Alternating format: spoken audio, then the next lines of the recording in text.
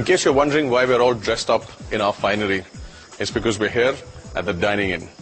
This is the Flight Cadet Mess, and this is where these guys are going to be having a formal dinner tonight. And they also have all the officers dining in, so everyone's on their best behavior. So the flight cadets are going to be on their toes, and so are we. Stay on your toes, stay on your toes, stay on your toes, stay on your toes, stay on your toes, stay on your toes.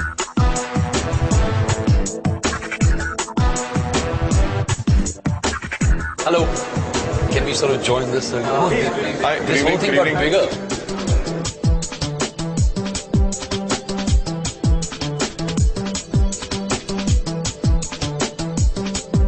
As your stomach churns, reminding you that a light lunch is always a good idea when flying is on the menu.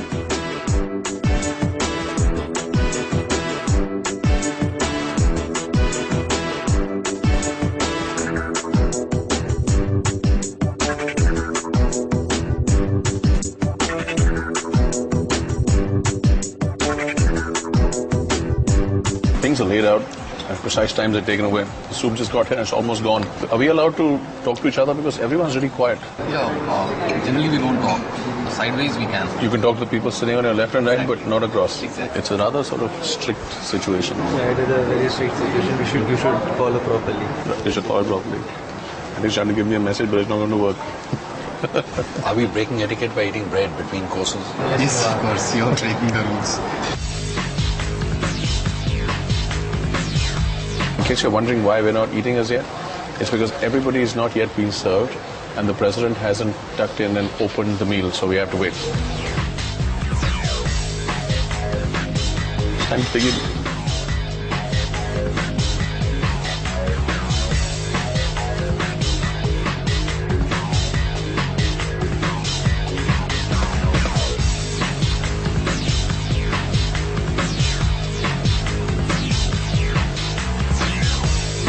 The President.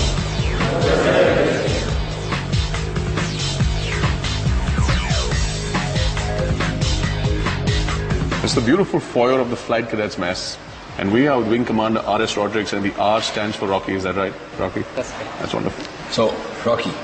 Yes. No, not you. The gentleman in uniform.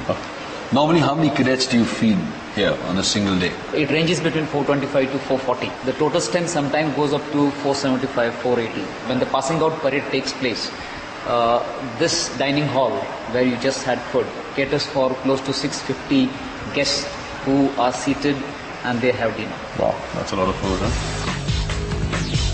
This sprawling campus is headed by a man so young in spirit that he has retained his cadet-like enthusiasm, even as he commands the very academy where he once trained.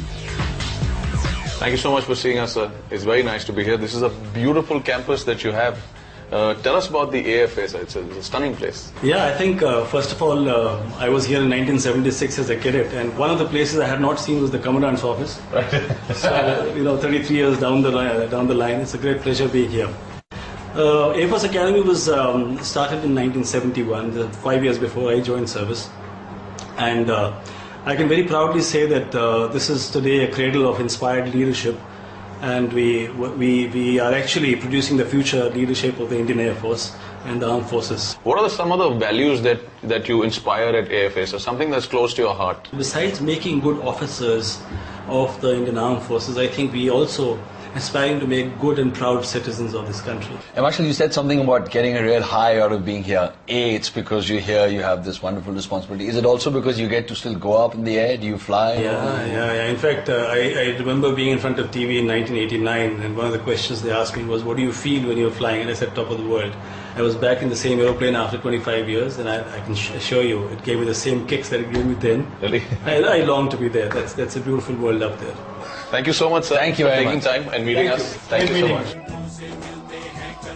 The women and men of the AFA train for physical combat in addition to their rigorous technical training. We head off with a feeling of pride at our air warriors who have been generous enough to share with us their time and knowledge and food.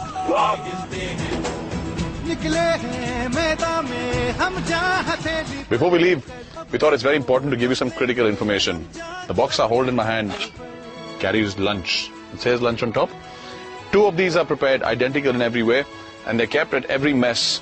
The Commandant has an option of asking for one box to taste the quality of the food and see how it tastes. And this is true for across the Air Force. Every mess in the Air Force has this. And the second box is kept for medical testing purposes. In case there's an infection or a stomach upset and they need to check what's wrong with the food, they can do that. And this is what we have today.